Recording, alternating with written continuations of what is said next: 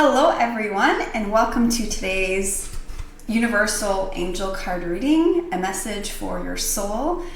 I'm choosing from the Divine Feminine Oracle by Megan Watterson.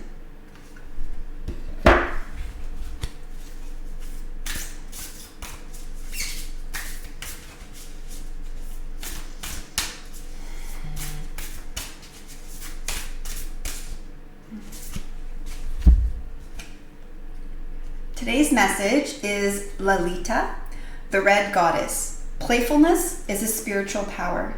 Laughter leads me back to the light.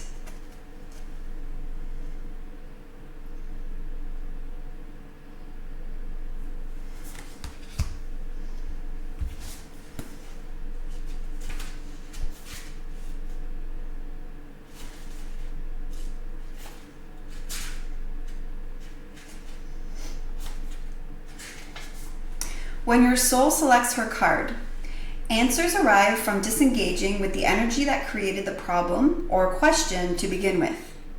We so often hold tight to what we desire with a grip that actually inhibits it from arriving. And we often take the soul by the collar and demand to know an answer right now. But when a desire is an imperative, there's an inability to be playful, imaginative, and a childlike with how and when that desire will arrive. The secret to desire is holding it lightly. The secret that the Red Goddess knows is that we already have everything we desire. So we can trust that what the soul craves is and always has been ours. This is the levity that sparks a shift, a change, and an expansion. This is the moment that we remember we are not separate from what we desire or from the divine. Lalita is that brilliant moment in a fight between lovers or friends when suddenly someone mispronounces a word or both crack up laughing. She's the levity that comes when we loosen our death-like grip on what we think we desire. She's the gorgeous, much-needed reminder that we don't have to suffer our way to what we want most. The path to what we desire and to becoming the soul we need to be in order to receive it can be paved with joy, divine play, and with sacred process of lightening up all of the way. So the soul voice meditation today is, how can I add more playfulness to my life right now? So the intuitive message that I'm getting with this is that society has taught us that we need to work hard and sacrifice so many things in order to achieve.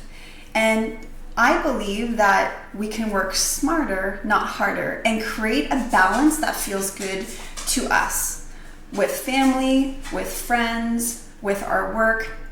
And yes, it's going to require, don't mind my dog, hence playfulness, it's going to require, instead of sacrifice, let's shift that word to focus and energy. So we all have an energetic cup, and there's only so much energy in that cup that we can give to each part of our lives. And what we usually do from societal terms is that we pour into everyone else's cup before we pour into ours. And when we shift that and we start pouring into our cup first, note to self, maybe don't have my dog here next time. I love her. She's just click, clack, click, clack. When we shift that, now there's an overflow and there's more of a sense of joy in everything that we do. And so I want you to ask yourself to be raw, real, and honest and say, am I pouring into my energetic cup? And it's okay if you say no. I'm there with you. I'm still learning this as I move through different layers of my healing journey.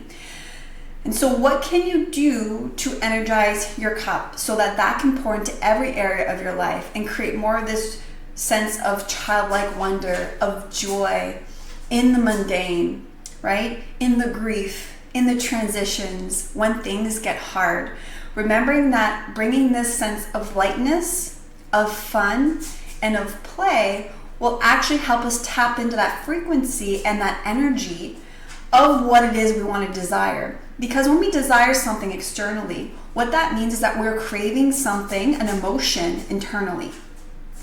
And so if we can recreate that emotion internally first, then we get to see the physical object appear in a more light and joyful way, where ego, right, craves something on the outside to fulfill a need on the inside. It's opposites. So today's lesson is to pay attention, to observe. Yes, Nala, I love you. You just love it. Ever since I had Alea, she's just been extra snuggly.